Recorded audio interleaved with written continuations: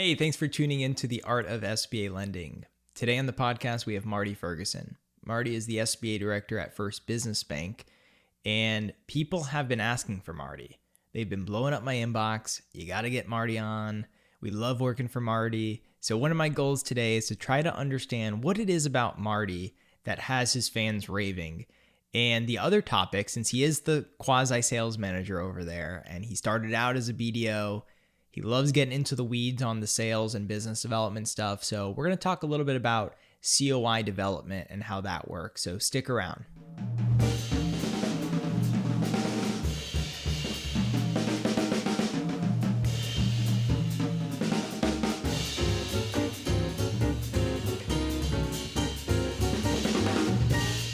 So you're Director of SBA at First Business Bank. Been there, it's been like 3.5-4 years. About 3.5, almost working on 4 years.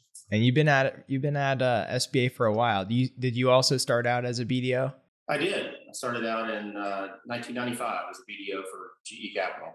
Damn, so you were in those glory days too. And I mean, everyone's always talking about those times.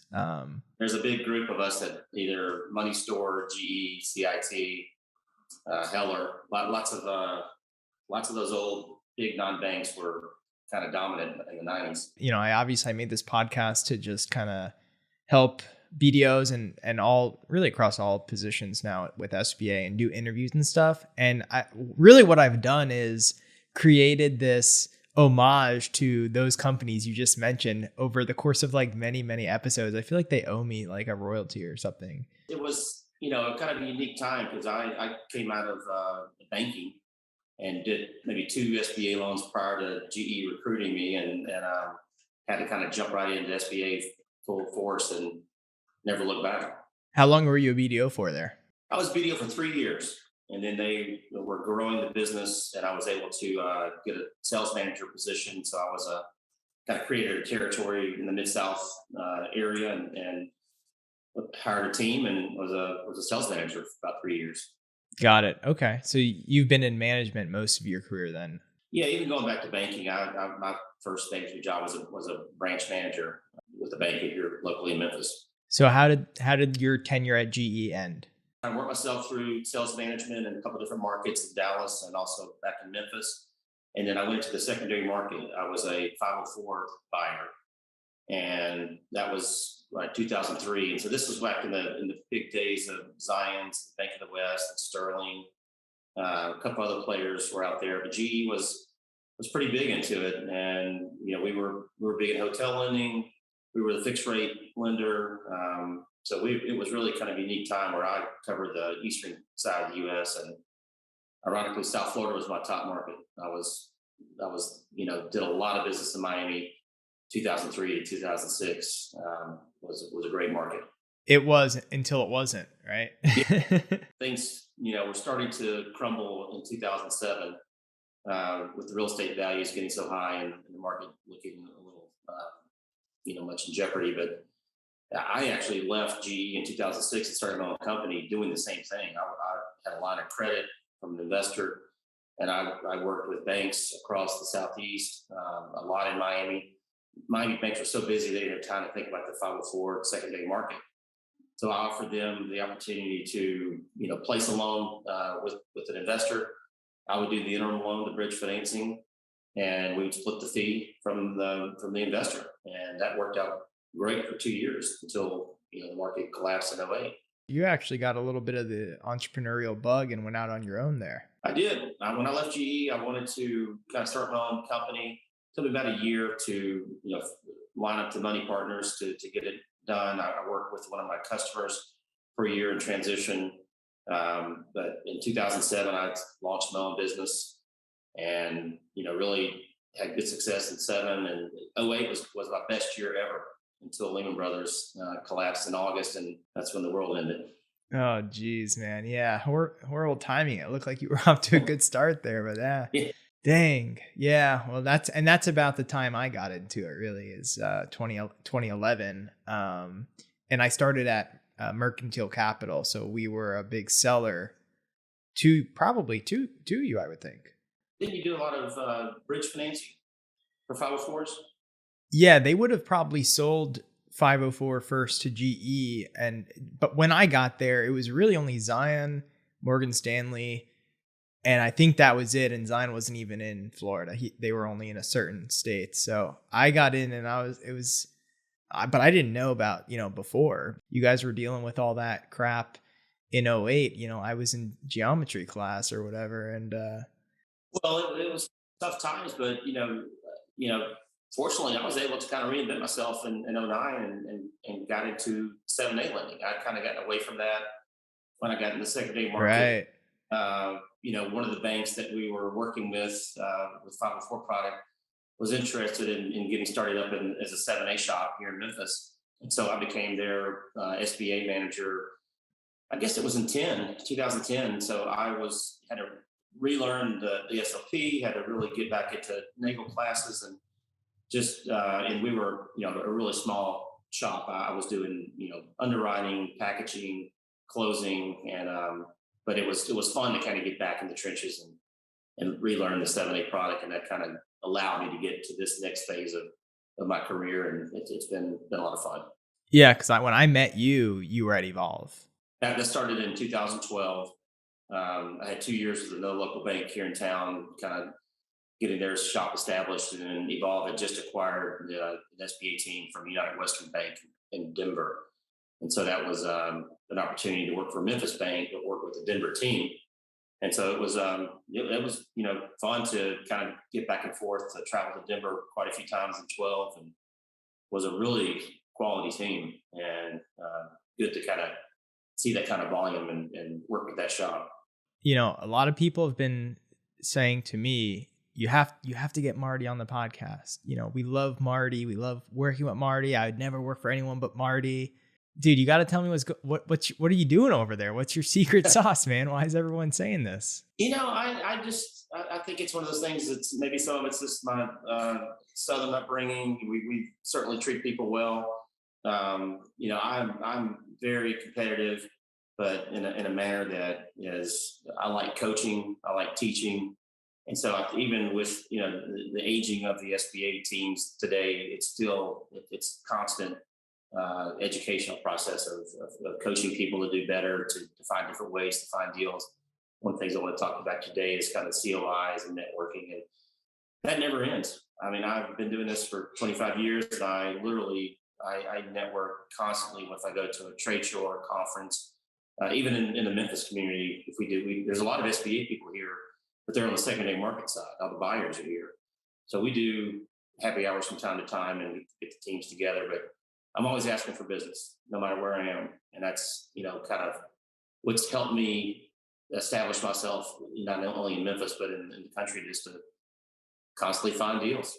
And that's something you've been successful at. It's just, but everybody has a different approach to it. So I think today's world is quite a bit different than it was when I started at GE. We didn't pay broker fees.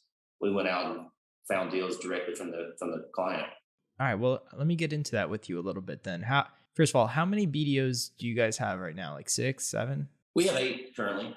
It's interesting because you're the director, so you're not just sales, but you're pretty involved on the sales side. Would that be fair to say? Yeah, I mean, I'm the sales manager, but also the closing, compliance, and servicing teams report through me. Credit selling piece, it's really kind of parceled out on its own, reporting to the chief credit officer. But operationally, we all work together. All the different departments work together to try to hit our goals. Right, but you guys don't have like a set sales manager. That would be you, essentially. You have multiple jobs, in other words, is what I'm trying to say. I'm holding 2 jobs today. How do you help your salespeople learn skills that you haven't yourself put into practice as a BDO because you've been in management, for so many years? Well, I mean, a lot of it's what I learned, even going back to GE or even in banking before that. It's constantly working, developing your network. Anywhere you go, whether it's a trade show or a local lenders event, I've always worked with a lot of different bankers, with CPAs, consultants, anybody that can send you a deal. I mean, I it was kind of funny when PPP kind of started in 2020. I had at least three bank presidents locally call me because I was the SBA guy, and they wanted to know, well, what's this all about? How do we do this? I said, well, honestly, as much as I do. It's just been announced, but that kind of reflected on the fact that I've been one of the SBA people in Memphis for many years, because I just have networked with so many people and met so many people, and this has been the only product I've sold for all these years. When a BDO gets busy, when that prospecting for new COI relationships has worked and the deals are in the pipeline, one of the biggest things you see is they stop because they got busy, and then they close their deals, and now they've got nothing left, and then you have to go back out, and it creates these ebbs and flows. I mean, that's one of the biggest issues I hear BDOs complain about. What's your take on that? Well, I think it's important that you have to be able to manage your pipeline and all phases of your pipeline. Networking and developing new business is critical to keeping the pipeline full, but you have to keep, involved in your transactions through credit, through closing. We have a great closing and credit team, but they need engagement from the BDO to keep the borrowers motivated, to keep them focused on getting the information they need. So I always think the top BDOs have a couple deals they issued LOIs, if they're working to get ready for credit, a couple deals in underwriting, a couple deals in closing, so the pipeline never empties. And it's hard to do, but I think it's very reasonable. And I think the top producers with any bank are managing their pipeline like that. They're never letting any part of it just empty out. That's true. But, the only thing that's to me different, and even in the short 10 years that I've been doing this, is that, and I do a lot of business acquisition, and it's gotten so competitive with, it used to be like, the CPA is going to send you this deal and, we'll do it and we'll run with it. Now it's almost like I'm competing on every single deal. Have you noticed increased competition in recent years? We have in certain space. We've had to change our model from 2020 to now. We were doing a lot of ground up startups, franchise startups in the past. We've pivoted to do more business acquisitions. I know you've been in the e-commerce space. We have too. We've been able to see some opportunities of how the world in retail is changing. We've been very active in FedEx routes. It's been something that some banks like it, some banks don't. We kind of like the model, and so we've been able to find opportunities in that type of deal. But we need to keep changing. I think we can't rest ourselves on just e-commerce and business acquisition. We have to get back into real estate lending, back into franchise lending. And that tends to be my challenge, is how do we keep finding a diversified, portfolio of deals to go find and get done. It's actually interesting because some of the things you just mentioned are things that a lot of people don't want to do. Like I don't do FedEx routes. It's a lot of vehicles involved in that, and a lot of servicing action on the back end, and a lot of lenders try to avoid that. Construction, same thing. A lot of work goes into those deals. Sure. And I would and it makes sense. There's going to be less competition for those reasons on those deals, but probably still some. How do you coach a BDO to compete on a deal, especially with regards to interest rate? Because folks like you and I that specialize in it, we charge a premium, I think rightfully so. Right. And a lot of bankers' inclination is to drop the rate to match the competitor, et cetera. Do you speak to your team about that sort of thing ever? We try not to compete on rate, not on every deal. There's certain transactions, maybe a really strong deal that we would compete on rate. But there's certain lenders, if we know they're bidding on the deal, we're just not going to get into it. It used to be the old, there's a medical group within, I think, BOA years ago. You could not compete with them. But we try to focus our BDOs on, what else makes us different than another lender. We have a good underwriting process. We have a good closing process. you have to sell them on something that we execute on deals, that we don't have deals fall out, that we are able to get this deal funded so that you can open up your business, that you can buy a business, and I think that confidence from a BDO to a client that we're going to get your deal done, that we're going to deliver, can offset 50 basis points. Some people are just rate conscious, and it's going to be very hard to win that business, but in a lot of cases, particularly business acquisitions and under collateralized deals, rate's not as important. Delivering on getting the deal done is important. Yeah, I mean, and now the rates are rising, and most 7A loans are variable rates, so it's now become even more of an issue. We actually just put an episode out, and yeah, it's about kind of how we should be dealing with these rising rates, because your BDOs will probably tell you, like, and it makes sense. A small business owner, when you turn on the news and everyone says rates are going up, they're seeking financing, they're gonna ask at least the question, and they should, can I get a fixed rate? You guys don't do any fixed rates, do you? We might do a fixed rate on a real estate deal, 7A. We don't want to. We've actually had to go back to our finance group and see how many loans we can hold, because we typically sell our loans, but we do have the ability to hold some loans. So we will occasionally offer a fixed rate on a real estate transaction. I try not to do any fixed rate on a 10-year deal. I don't see any need in that. Typically undersecured. Well, at the end of the day, if you're selling execution and fixing a rate or getting into a rate war, I mean, it's just your margin is just chopped in half or worse. Or worse. And yeah, and so how can a lender possibly generate enough revenue to properly staff the department in a way that can deliver such great customer service? I mean, you get what you pay for, even with financing.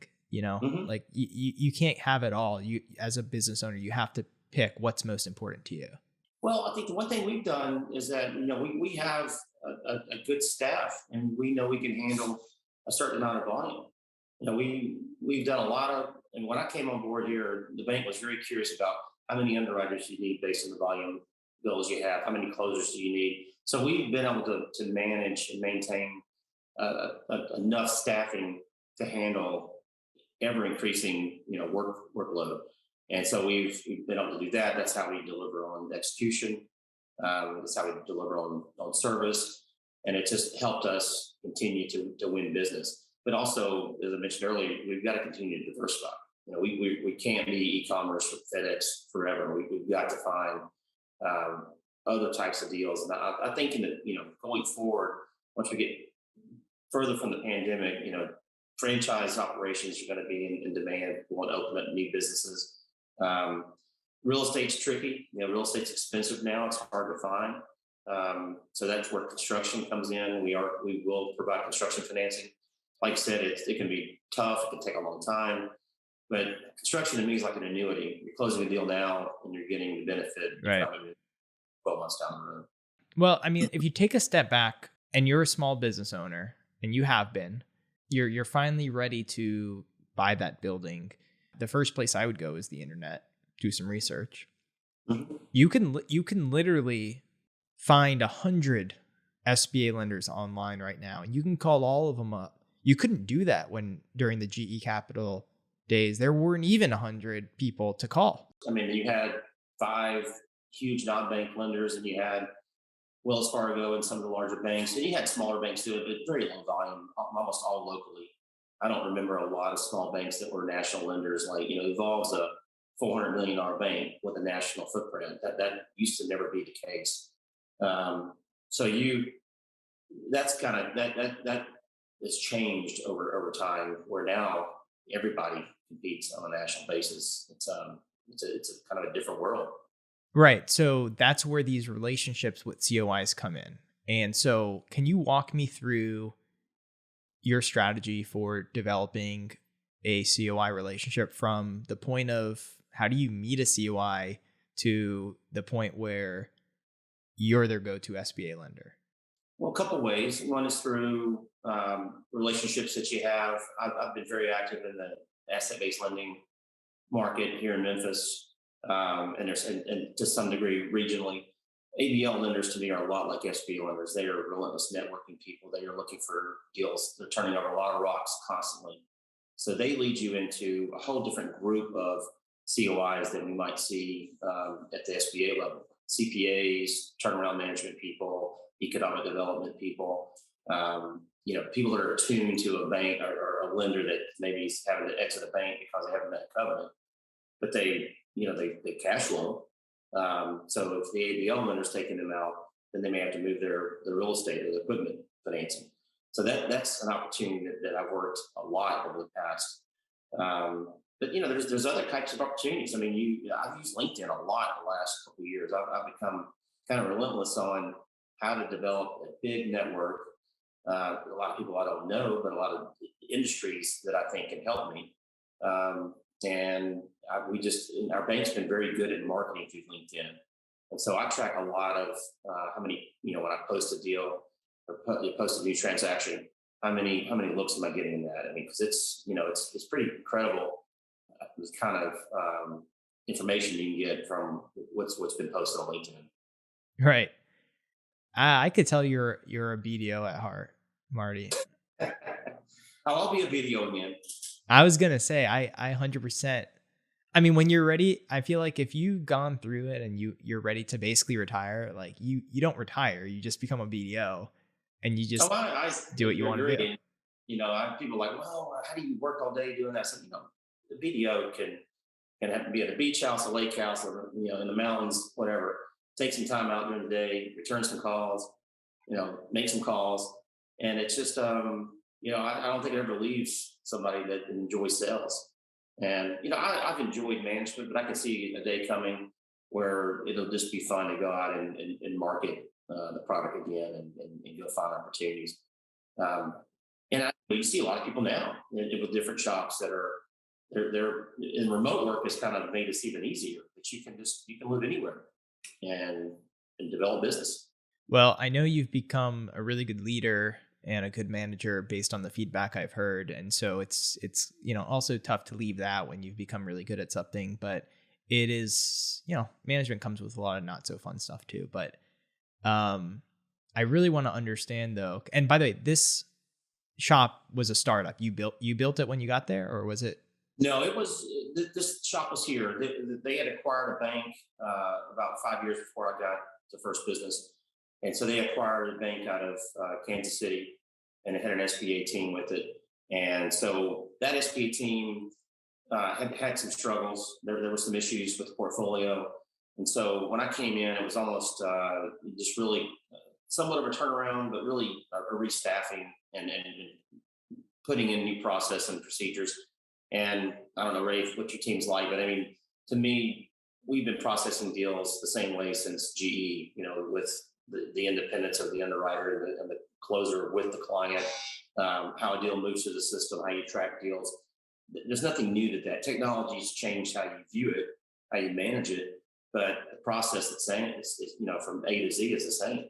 And so that's what I had to put in place and a lot of that was hiring people that I've worked with in the past, people that I knew, people that were familiar with the type of process that we were managing.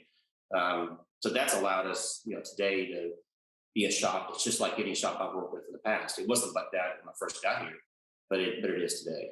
Interesting. Well, and not only the process, but the culture. And I wanted to ask you, what roughly percentage of the folks on your team have worked with you in the past somewhere else?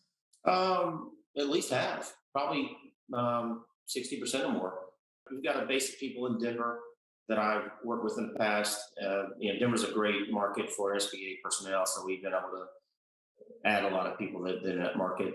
We've done a good job of really working through the Wisconsin market. We've got a hub of portfolio managers there. I've got a closing manager I've worked with for the past 6-7 years. There's just a lot of people I've worked with since 2012 and since. There's a lot of following people from one place to another in our industry, and having that type of following is just critical. And I want to come back at you one more time and really try to get something from you here with this, because I know you're just one of the best. If you're going to give advice to, let's say, a new manager or someone newly appointed to a leadership role, What type of advice would you give them to be able to earn that type of praise from their employees, like the people that they work with? I mean, I think you have to get to know people at a personal level. Not everybody comes to work just to work, but people come here and they have things going on in their life. In the good old days, I used to make a lot of calls in market with my reps. I had reps in Baton Rouge and Jackson, Mississippi, and Nashville. I would go and spend 2 or 3 days making calls in a car, a lot of window time, and you're able to talk a lot, go to dinner with the family, and that allows you to be able to understand when they're going through tough times how you handle those situations. It's a lot of coaching, and coaching is teaching, but it's also being able to help people through difficult times. And this is a tough business, as you know. There's a lot of tough days where you might lose a deal, you might have a deal fall out, in the process. You've got to pick yourself up and just keep going and keep looking for new opportunities. And so it's a lot of patting on the back, a lot of encouragement, and I think that's what's helped me develop relationships with people that they want to continue working with me. This bank, First Business Bank, has been a tremendous culture, a good fit for me, a good fit for my team that I brought on. They have that in Madison. It's funny, Madison is, you get the Wisconsin Badgers. They love their football and basketball in Madison, and it's a great market. It's a growing market, state government, university, and that culture of the bank, I really think, has helped instill a culture within the team that we were building anyway. But it's kind of magnified it that it's a good place to work, and the bank's very proud of that. I mean, that's something they really look for, a work-life balance here, and that's been very helpful to bringing people on. Especially looking at last year, I mean, just like there was a huge talent crisis in our industry, and you have to Right. you have to be a competitive employer to Right. to be in the game.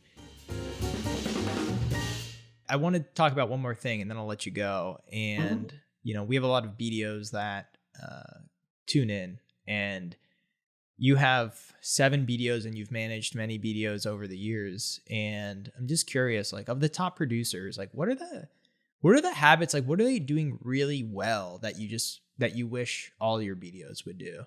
I think the top producers have an exceptional attention to detail. They know their deals. They do tremendous pre-qual worksheets.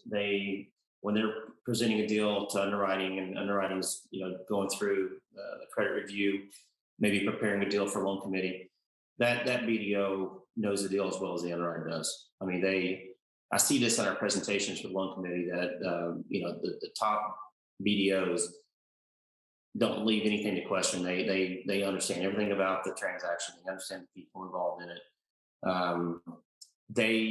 They're just really good at managing the people involved in their deal. It's not just find an opportunity, send it underwriting, hope that underwriting gets it done and gets it closed. It's being involved, and those are the BDOs that are most successful by far. I tend to agree. That's actually really good advice for any BDO listening, because if an underwriter is learning things about your deal that you didn't know, you're not in a good spot. Not in a good spot. No, it's see it happen from time to time. And as soon as that phone call's over with the underwriter and BDO, I'll call the BDO and say, all right, here's what we need to do. You need to really dig in deeper to this deal, because we don't need another phone call where they're finding things. 100%. And I understand it. I understand from what the BDO is doing and thinking. They're like, we need to get to the term sheet. Okay. Mm-hmm. And brokers also push, like, can we get a term sheet? Or borrowers, whatever. So everyone's racing towards this term sheet as if that's the end all be all. Yeah. And I don't want to put out one unless I know this is going to get approved and get closed. So we're going to spend more time up front learning and setting it up for success. And if your broker pushes back, you can explain, hey, we're going to take an extra 2 days here, so I don't waste the next 30 days of your time with this. And I've seen situations where maybe you're in a competitive situation, you got a couple of lenders looking at a deal and getting a term sheet out quickly helps. But I'm like, we're not rushing this into underwriting. You can get the deal off the street, but you still have to get answers to all the questions we have. If you can dig into the financials and you find some things that are questionable, we're going to get the answers, because you don't want the underwriter to have to do all that investigation and find things, and you didn't know it. Yeah, because at that stage you don't have all the information. You have the tax returns, the interims, the PFS. You've talked to the borrower, you've asked the questions, and you've basically squared it up, and you think it's a deal, and you've presented it, and so on. But yeah, there is some work between there and submitting to underwriting. You're getting projections, you're getting maybe bank statements to just check on equity injection, whatever. And one of the things I try to do is, especially if I know all right, we're good with this deal, but just like check on this and this, or we may want to look at that. Like, those are the things I'm really diving into before it goes into underwriting, so that if there is something different between that point and when we pre-screened it, you want to address it versus just pushing it into credit. Do you guys pre-screen with credit up front, or how's it work? Well, every deal is pre-screened with me, and then if there's a deal that has a little complexity or size to it, we'll either get an underwriter, the credit manager, or we'll go to loan committee for a preview. But I get to look at every single deal. I cannot believe you just said that. You pre-screen every deal? Every single one. Oh, now we have a good tool to use that's very easy, and I don't focus on every single detail that's in the pre-qualification worksheet. I look at cash flow, look at the PFS, look at use of proceeds, and I kind of focus on kind of high level things that I want to make sure that we've got enough equity in the deal, that the cash flow appears to work based on their analysis. Is PFS look, is it weak or is it strong, or is there things on it that we have questions about? But no, I'll let the underwriter get a little more detailed in there. But we've had good success with that. I mean, I'm fortunate that I've been able to, I can do it on my phone. I could be traveling. I could do a pre-qual in 5-10 minutes easy. You must be pretty in tune with your credit team and their kind of overall philosophies, the credit box. Everyone seems like they'd be on the same page then. Even individual underwriters, likes and dislikes. So I think every underwriter is a little different. We have a bank credit policy, and we have a philosophy that kind of comes from our loan committee, which is chief credit officer, CEO of the bank, and then there's a rotating, might be another credit administrator, might be a chief operating officer. But what kind of questions they're going to ask. Every committee to me is the same. What's going to come up. So that's how I prepare BDOs, is that, this is what the CEO is going to ask. This is what the chief credit officer is going to ask. Be prepared for that. But also know, between our 4 underwriters, kind of the things they ask about. But that takes time. You have to get to know your team. It does, because then you're putting yourself in the middle of the relationship between the BDO and the underwriter. I will usually support the underwriter if they have any pushback or if they have concerns, because I need credibility with that side of the division.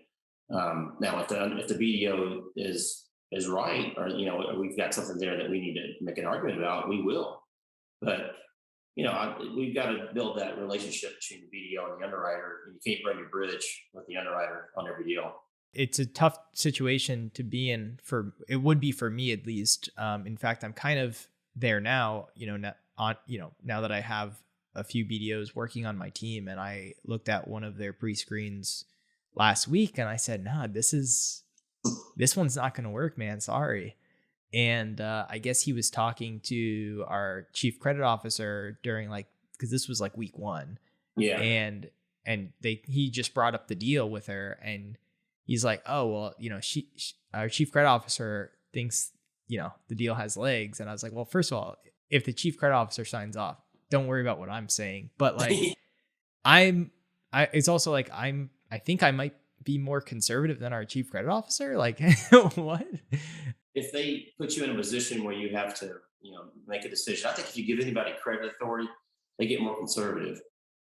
Just like in, reviewing and approving pre-quals, you have to get a little more conservative than the BDO that's presenting it to you. It's just you need that. I wouldn't say I have authority, but yeah, being in this position is new, and I just like to have things buttoned up, and I guess I have my own box. We'll say that I thought that this is the box, and I guess it's a little bigger than I thought. So I want them to have the relationships with credit though. So like I'm only kind of looking at the first few, and then they're going to be pre-screening with credit thereafter, so that they can just learn firsthand what the kind of overarching credit philosophy is. Sure. No, I think it's good practice. Good, man. Well, I learned a lot from you today, and I really appreciate you coming on, and we get a little bit of a taste of that Marty Ferguson magic. So thank you for You inviting me. praising us with your presence, man. I don't know if there's any magic, but it's been a good journey.